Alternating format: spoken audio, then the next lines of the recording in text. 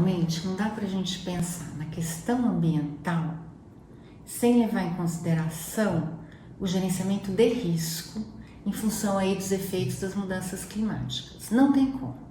Porque se a gente dissociar das mudanças climáticas, a gente vai pensar de forma pontual. E isso não vai atingir o nosso resultado.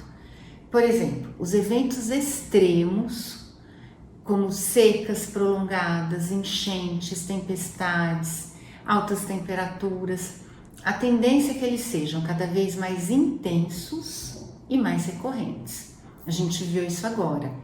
Chuva no sul, em função aí do El Niño, e a seca aqui.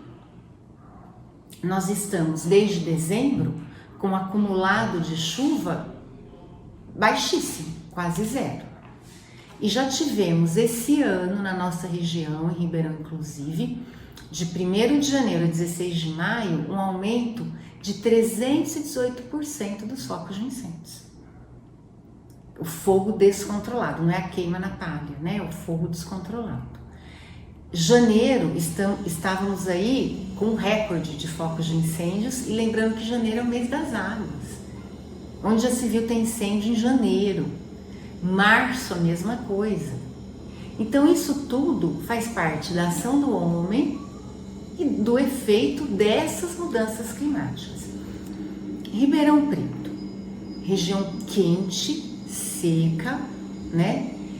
Um desafio que a gente tem, não só na cidade, mas na região, é o enfrentamento dos desastres ambientais. O ano passado tivemos um incêndio urbano causado pelo homem, porque isso é sempre bom lembrar.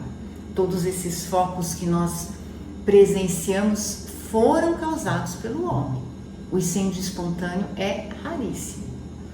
Queima de lixo, limpeza de terreno, isso perto do hospital ali da retaguarda, e uma pessoa que estava hospitalizada faleceu em função da fumaça. Então, é sinônimo de destruição. Interfere no ciclo das águas, porque quanto mais vegetação destruída, menos água. Então, esse é o enfrentamento que a gente tem na nossa cidade. É um desafio de fato que nós temos, porque ele causa destruição de tudo aquilo que foi construído. A gente percebe o que foi recuperado em termos de vegetação é destruído numa proporção muito maior com o fogo. Então, no período das águas é feita a recuperação, esse período acaba em abril. A partir de junho, julho começa a destruição, que é onde os focos acentuam. Outro desafio é segurança hídrica. Se a gente for tratar de Ribeirão Preto tem a bênção de ser abastecido pelo aquífero Guarani. Uma bênção que nós temos na cidade. O recurso hídrico nós temos, mas é importante que haja uma gestão do recurso hídrico, porque as águas do aquífero são finitas, elas não são infinitas. A água que a gente consome hoje foi armazenada há milhares de anos. E essa comunicação com os lençóis, ela é muito lenta. Então a água que os nossos netos, bisnetos irão consumir, também vai levar muito tempo para que seja armazenada. Temos uma situação seríssima, porque nós temos um rebaixamento no nosso aquífero, área de recarga e afloramento, em torno de 100 metros. Isso faz com que cada vez seja mais oneroso a captação dessa água, mais problemas, maior risco de contaminação, enfim. E temos o Rio Pardo, né? Muitos municípios são abastecidos pelo Rio Pardo, que é uma captação de forma superficial. Nem todos os municípios têm o aquífero. Então, é importante Ribeirão Preto pensar no uso também do Rio Pardo, que é uma fonte renovável, como forma de abastecimento do município. Óbvio que essa água vai ser tratada, vai passar por tratamentos sérios e vai chegar à população de uma forma de acordo com todos os padrões de potabilidade, como ocorre com diversos municípios que são abastecidos por rios. Então, a segurança hídrica é algo que o município precisa pensar. Além disso, o gerenciamento dos nossos poços de abastecimento. Nós temos em torno de 120 poços de abastecimento em Ribeirão Preto. Esses poços são outorgados pelo DAE, que é o órgão competente. Então é feito um trabalho para verificar se essas outorgas, as condicionantes delas são obedecidas ou não, né? O DAE faz esse trabalho, o Ministério Público. É importante verificar o uso dessa água e também a gestão do sistema como um todo. A previsão é que até 2025 seja implantado em Ribeirão Preto a setorização. Isso vai ser de extrema importância, isso vai evitar muito desabastecimento e intermitência, porque nós ainda temos na cidade, apesar do recurso hídrico existir, situações recorrentes de desabastecimento e intermitência do fornecimento da água, principalmente em pontos mais altos. Perda d'água no importe de 40% a 43%, né? Isso é o vazamento invisível. Isso é decorrente de vazamentos e decorrente também de fraudes, de ligações clandestinas. O percentual da nossa bacia, da bacia do Pardo, é 25% até 2027. Nós temos 3 anos para alcançar esse percentual. Isso exige ações muito rigorosas. E do poder público, no caso a SAERP, a Secretaria Responsável, e da população. Porque nós temos ainda ações como essas ligações clandestinas, que acabam interferindo na perda de um recurso hídrico tão caro e também muitas vezes esgoto. Essas ligações clandestinas implicam em muitas vezes vazamento de esgoto. Então é importante a consciência da população com essas ações e também para o uso racional, o uso adequado da água. A população de Ribeirão Preto tem uma média de consumo muito alta, muito superior à média. Então é importante que a população também tenha esse uso racional, esse consumo consciente da água. E entra a questão também da área de recarga do aquífero, que nós temos ali uma área de recarga e afloramento e a importância dessa área ser protegida como deve. E aí cabe ao poder público esse olhar e a todos que têm interesses comerciais, econômicos no local, esse olhar. Porque ali é a nossa base, é a nossa sustentação. E isso pode ser perdido, eu não tenho a menor dúvida. Então é importante que todos que têm ali imóveis rurais, urbanos, tenham essa consciência. E essa é uma questão que sempre tem que ser levada em consideração.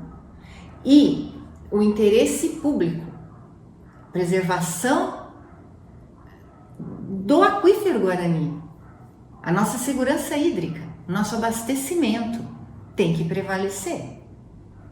E só em princípios constitucionais, o princípio do interesse público sobre o particular, o princípio do desenvolvimento sustentável.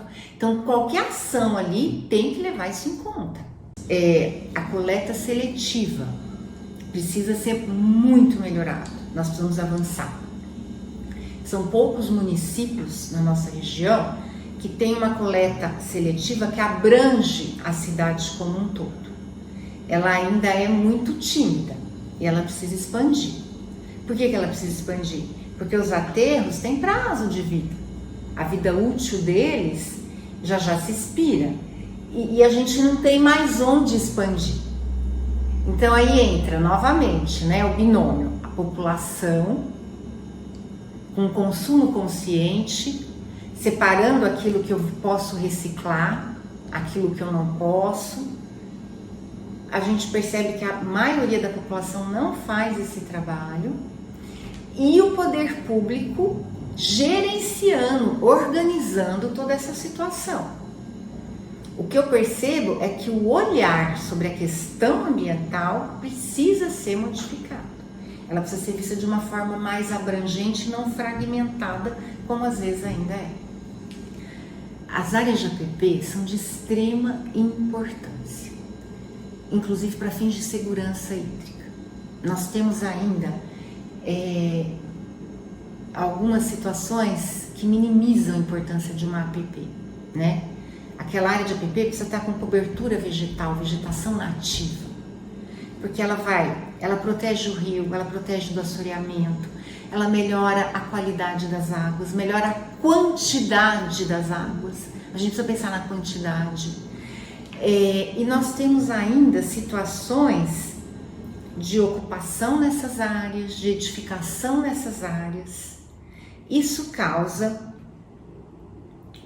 uma situação bem complexa. Por exemplo, a cidade tem esgotamento sanitário tratado.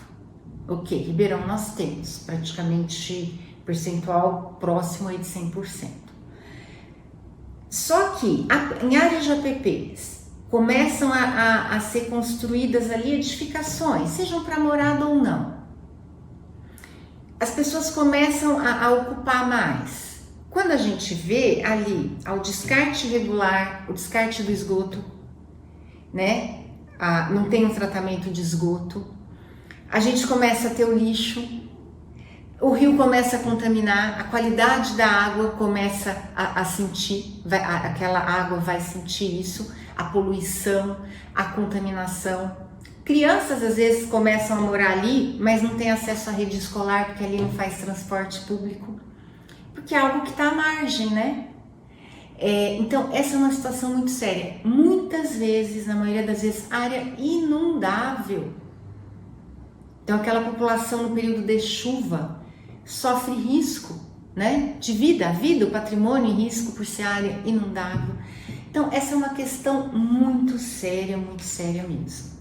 As APPs precisam estar preservadas e cumprindo seu papel, a sua função.